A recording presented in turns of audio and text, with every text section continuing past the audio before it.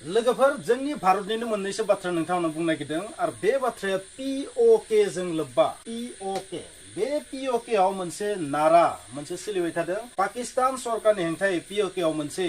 बिराद गरम थासारि जादों आरो बे थासारिया जाहैबाय मा पाकिस्तान आउट POK निफ्राय पाकिस्तान आउट So POK निफ्राय पाकिस्तान आउटखौ नोंथांमोना नुगासिनो थादों POK आव बा पाकिस्तान अकुपाइड काश्मीर बे जाबाय इन्डिया दोननाय नाम बबेखानि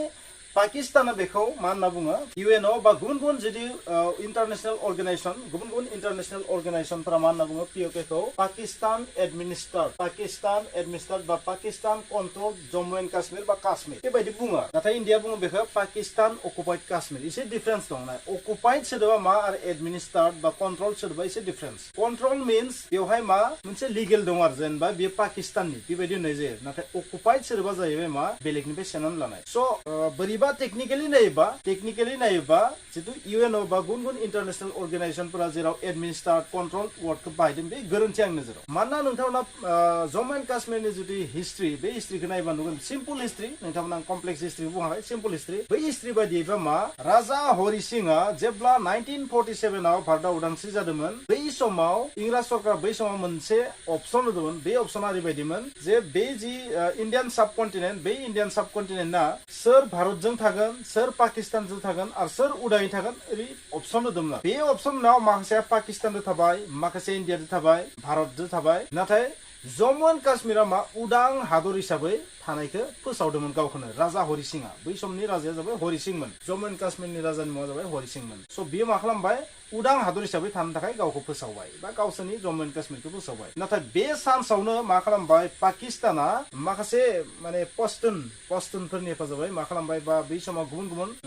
गुबुन लेंगुवेज दं काबाइली होनना बुङो बायदिसिना बेबायदि आरो गावसोरनि आर्मिखौ बिसोरजों लोगोसे हगारहरनानै मा खालामदोंमोन जम्मु एन्ड काश्मीराव एटाक खालामदोंमोन आरो बै एटाक खालामनाय समाव राजा हरि सिंहआ दिल्लीयाव खारबोनो गोनां जादोंमोन आरो दिल्लीयाव खारबोनानै मा भारत सरकारनि मदद बिदोंमोन बै समनि जवाहरलाल नेहरूनि सरकारखौ स नोंथाङा बे हिस्ट्रिखौ थारैनो खोनादों जानांगौ आरो बै मदद बिनायाव मोनसे ट्रिक्स बाहायदोंमोन इन्डिया भारत सरकारा बै समनि गिबि हम मिनिस्टारा सोरमोन नोंथांमोना बयबो मिथिगौ सरदार बल्लभभाई पाटेल बिथांमोना मोनसे टेकनिक बाहायदोंमोन नोंथांमोना मा खालाम जुदि जोंनि इन्डियानि जुदि मदद नांगौबा बासायनांगौबा इन्डियाव जइन जा इन्डियानि बाहागो जा बेबायदि सुक्ति खालामदोंमोन आरो माने लिगेलि सुक्ति खालामदोंमोन आरो बै हिसाबै जिहेतु बै समावबो एटाक खालामनाय समावबो राजा हरि सिंहआ जम्मु एन्ड काश्मीरनि राजायानोमोन बेनिखायनो बै राजाया बेवहाय सिगनेचार खालामनायखायनो जम्मु एन्ड काश्मीरा बै समाव इन्डियानि बाहागो हिसाबै जों साननांगोन बे जाबाय लिगेल डकुमेन्टसा बुङो बेखौ नाथाय पाकिस्ताना बेखौ एक्सेप्ट खालामा आरो पाकिस्ताना मा प्राय आधा आधि माने सेना लाबायमोन आरो बै समाव जम्मु एन्ड काश्मीरखौ जेब्ला बे गोरोबथाया जायो बिनि उनाव मा खालामबाय आर्मि हगारबाय जम्मु एन्ड काश्मीराव स बेबायदिनो माखासे जायगाखौ भारत सरकारा सेफिनबाय भारतनि आर्मिफ्रा सेफिनबाय ससे जेब्ला गोबां आवगायलांबाय आरो जेब्ला POK जायखिनिखौ POK होनना बुङो दानि समाव बै POK खिनिया सेबावनो दंमोन आरो नाथाय बैखौ सेयै समावनो जिहेतु इन्टारनेशनेल प्रेसार गोलैदोंमोन भारतनि सायाव बै प्रेसारखौ गिनानै जवाहरलाल नेहरू बिथाङा मा खालामदोंमोन बे जि इस्यु बे जेंनाखौ इउनाइटेड नेशन्स अर्गानाइजेसनाव लानानै थांदोंमोन आरो बै समाव मा खालामदोंमोन दावहाखौ बन्द खालामनो बाध्य जादोंमोन आरो बेवहाय माखासे गोरोबथा जादों बै गोरोबथानि सोमोन्दै नोंथांमोननो खिन्थाया बै गोरोबथा बादियै मा खालामनांगोन बुंनो थाङोबा बै गोरोबथाखौ नोंथांमोना फरायबा मिथिगोन माने बै गोरोबथा बादि बै POKआ मा इन्डियानि बाहागो जानांगौमोन पाकिस्ताना बेखौ इन्डियानो हगारना होनांगौमोन नाथाय दिनैसिम पाकिस्ताना बे खामानिखौ मावाखै बिनिखायनो इन्डिया बेखौ अकुपाइड सोदोबजों इउज खालामो जे पाकिस्ताना बेखौ इलिगेलि अकुपाइड खालामनानै लादों बेबायदि बुङो आरो बे बाथ्राया रियेल जों जुदि लिगेल डकुमेन्टस हिसाबै थाङोबा POKआ इन्डियानिनो बाहागो इयुनावबो बाहागो दाबो बाहागो पाकिस्ताना बेखौ इलिगेलि सेनानै लादोंबाबो बे इन्डियानि बाहागो जाबायदि आक्साइ चीनाबो इन्डियानि बाहागो चाइना इलिगेलि सेनानै लादों आक्साइ चीनाबो इन्डियानि बाहागो थ काश्मीरा दासिम मोनथाम टुक्रा जाना दं बेखौ नोंथांमोना बयबो मिथिगौ मोनसे जाबाय POK मोनसे जाबाय इन्डियाव थानाय बाहागो आरो मोनसे जाबाय आक्साइ चीन स आक्साइ चीनखौ उनाव सेनानै लादों चीना इन्डियानिफ्राय आरो बेवहायबो जवाहरलाल नेहरू बिथांनिनो गोरोन्थि दङमोन कारण जवाहरलाल नेहरू बिथाङा मोनसे बाथ्रा बुंदोंमोन जेब्ला आक्साइ चीनखौ बा चाइना सेनानै लादों बै समाव बुंदोंमोन मा बे जाबाय मा जेबो गैया बे मोनसे गोरान बे मोनसे मा गुसु बालामा होननानै बुंदोंमोन बेवहाय जेबो बिफां लाइफां रज'आ बे जेबो दरकार गैया इन्डियानि बेबायदि बुंदोंमोन आरो जवाहरलाल जुदि माखासे इनफरमेसनखौ नायबो बेबायदि आरो स बै समनिफ्रायनो मा पाकिस्तान अकुपाइड काश्मीरा पाकिस्ताननि बाहागो जानानै दङ बबेखानि बेखौ पाकिस्तान एडमिनिस्ट्रार्ड बा पाकिस्तान कन्ट्रल जम्मु एन्ड काश्मीर बा काश्मीर होननानै बुङो नाथाय इन्डिया बुङो मा पाकिस्तान अकुपाइड जम्मु एन्ड काश्मीर एबा पाकिस्तान अकुपाइड काश्मीर होननानै POK आव बुंनो थांबा मोननै बाहागो दं मोनसेया जाहैबाय आजाद जम्मु एन्ड काश्मीर आरो मोनसेया जाहैबाय गिलगित बाल्टिस्तान आजाद जम्मु एन्ड काश्मीराव मा दोङो प्रेसिडेन्टबो थायो प्राइम मिनिस्टारबो थायो मोनसे निजा माने प्रोभिजनल कन्स्टिट्यूशनबो दं बेवहाय प्रोभिजनल कन्स्टिट्यूशन नामल' कन्स्टिट्यूशन नामल' प्राइम मिनिस्टार नामल' मा प्रेसिडेन्ट नाथाय जेबो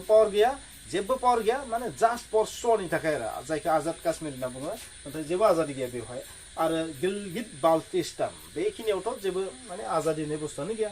आरो बै गिलगित बाल्टिस्तानाव नोंथाङा नुबाय थादों जोबोर गिलु बालु दावराव दावसि धरना जादों आरो पाकिस्ताननि रेन्जार सारा आर्मिफ्रा मानसिफोरनि सायाव उदाङै गुलि गावनायखौ जों नुनो मोन्दों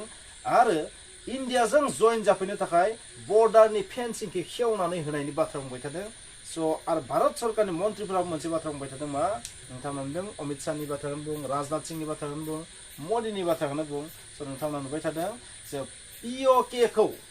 भारतआ लानानैसो नागारथारगोन सानसेबाबो POKखौ भारत सरकारा लाफिनगोन सानसेबाबो भारतआ POKखौ पाकिस्ताननिफ्राय सेनानै लाफिनगोन बेबायदि बुंनायखौ नोंथांमोना थारैनो अपेनलि नुगासिनो थादों बबेखानि इलेक्शननि टाइम बे इलेक्शननि टाइमाव बिथांमोना बे बाथ्राखौ बुंबाय थादों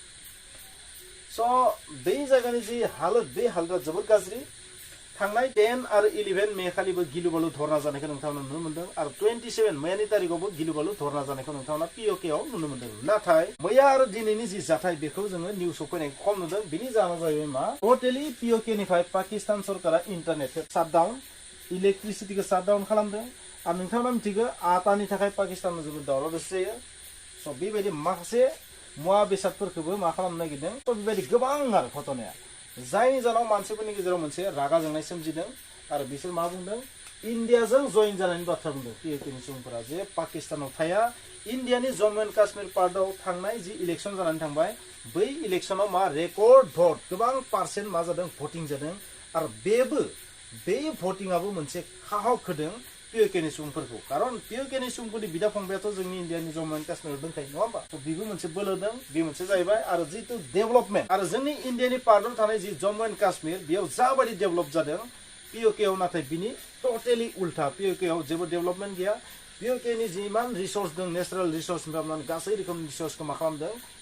पाकिस्तान सरकारा सोबख'दों नाथाय बै सुबुंफोरनि उन्नतिनि थाखाय जेबो खामानि मावाखै दिनैसिम बेखौ नुनो मोन्दों जायनि जाहोनाव बै दावराव दावसिया बांदों बै सुबुंफोरा मासे डिमान्ड खालामदोंमोन पाकिस्ताननि सरकारनि सायाव आरो बै डिमान्डखौ टटेलि मा माने सुफुंनायाव पाकिस्तान सरकारा फेलें जादों आरो बे जानायनि थाखायनो बै सुबुंफोरा इन्डियाआव जइन जानायनि बाथ्रा बुंदों बबेखानि आं नोंथांमोननो मोनसे बाथ्रा बुंगोन नरेन्द्र मदि जि सरकार भारतनि बै नरेन्द्र मदि सरकारा खिन्थु POKखौ गरम खालामनायाव मैखोम आखाइ दं बे बाथ्रा नोंथांमोना आइडिया खालामनो हायो खारन जाय पाकिस्ताना मोनसे समाव इन्डियाआव उग्रबादि हरबाय थायोमोन बै उग्रबादि हरै हरै दिनै पाकिस्ताना कांग्ला जाबाय धिक्खारि अबस्था नङा होमबा नाथाय बै POKखौ बिसोर कन्ट्रल खालामनो फेलें जादों आरो बेवहाय भारत सरकारनि मैखोम आखाइ दं होननानै नोंथांमोना साननानै लानो हायो बै पाकिस्ताना मोनसे समाव जोंखौ माने एदावबाय थादोंमोन आरो खस्थ' होबाय थादोंमोन नाथाय बै पाकिस्तानखौ टिट फर टेट पानिशमेन्ट होदों जोंनि भारत सरकारा नरेन्द्र मदिनि सरकारा स' होनांगोन अब्लासो बुजिगोन गुबुननि दुखुआ मा बुस्थु आरो नोंथांमोना बे बाथ्राखौ नुगोन पाकिस्ताननि पाब्लिकफोराबो माने पाकिस्ताननि सरकारनि सायाव जोबोर रागा जोंनाय फोरमायदों नोंथांमोना ससियेल मिडियायाव नायबा नुगोन पाकिस्ताननि सुबुंफोरा पाकिस्ताननि सरकारनि हेंथायै गोबां बाथ्रा बुङो आथिखालाव हेंथायै स' इन्टारनेट आरो इलेक्ट्रिसिटिखौ शाटडाउन खालामनाया मा फोरमायो नोंथांमोना आइडिया खालाम पाकिस्तान अकुपाइड काश्मीर जेराव गिलगित बाल्टिस्ताना गोलैयो आरो लोगोसे आजाद जम्मु एन्ड काश्मीरा गोलैयो बियो जोंनि इन्डियाआव थारैनो जुदि जइन जाफिनोबा बा इन्डियाआव जुदि दाजाबफिनोबा थारैनो इन्डियानि थाखाय बेसेबां मोजां जागोन नोंथांमोना आइडिया खालामबानो जाबाय पाकिस्तानखौ जाबायदि पानिशमेन्ट जाबायदि 370 धाराखौ गैया खालामनानै अन्थाइ खुबैनायखौ जम्मु एन्ड काश्मीराव गैया खालामदों थ' थारैनो बै POKखौ सेनो थाखायबो भारत सरकारा गोख्रों खामानि मावनायखौ जों नुनो मोन्दों नोंथांमोना बयबो मिथिगौ जेब्ला 370 धाराखौ गैया खालामदोंमोन होमबा 370 होनना बुङो आरो 35A थ' बै समावनो मा खालामदोंमोन जोंनि जि पार्लियामेन्ट बे पार्लियामेन्टआव बै POKआव जेसेबांखिनि सिट जागोन विधान सभा आरो पार्लियामेन्टारि सिट बा विधान सभायाथ' नङा पार्लियामेन्टारि सिट जेसेबां पार्लियामेन्टारि सिट जागोन बिनि थाखाय बेखौ दोनखानाय बाथ्राखौ नोंथांमोना थारैनो मिथिगौ बिनि टार्गेटआ मा थारैनो फिउचाराव POKखौ भारत सरकारा सेफिनथारगोन बा भारतआ सेफिनथारगोन बेखौनो फोरमाय स' बिदिब्ला दिनै आं नोंथांमोननो POKनि बाथ्रा बुंबाय जोबोर खम बाथ्रा बुंनो बेवहाय हिस्ट्रिनि जेबो बाथ्रा बुङाखै स' नोंथांमोना थारैनो मा सानो POKआ मा भारतजों जइन जामारगोन जइन जायोबा मा लाब जागोन जइन जायोबा खिन्थु बहुत लाब जागोन खारन बेहाय माखासे रिसोर्स दङ बै रिसोर्स माखासे जोंनि इक'नमिखौ बुस्ट खालामनायाव आरो बै जायगानि मानसिफोरा डेभेलप जानायाव चान्स मोनगोन खारन जोंनि भारतआव रियेल डेमोक्रेसि सोलियो नाथाय पाकिस्तानाव बेबायदि जेबो सोलिया आर्मि सासन सोलियो स' बेवहाय सोबख'नाय बुथारनाय बेनोल'सो सोलियो स' जम्मु एन्ड काश्मीरनि डेभेलपखौ नुनानै पिअकेनि सुबुंफोरा जोबोद दुखु मोनदों थारैनो बेनिखायनो बे दावराव दावसिया जागासिनो थादों आरो बिनि अनगायै गोबां इन्टारनेल जादों जायखौ आं नोंथांनो बुंजोबा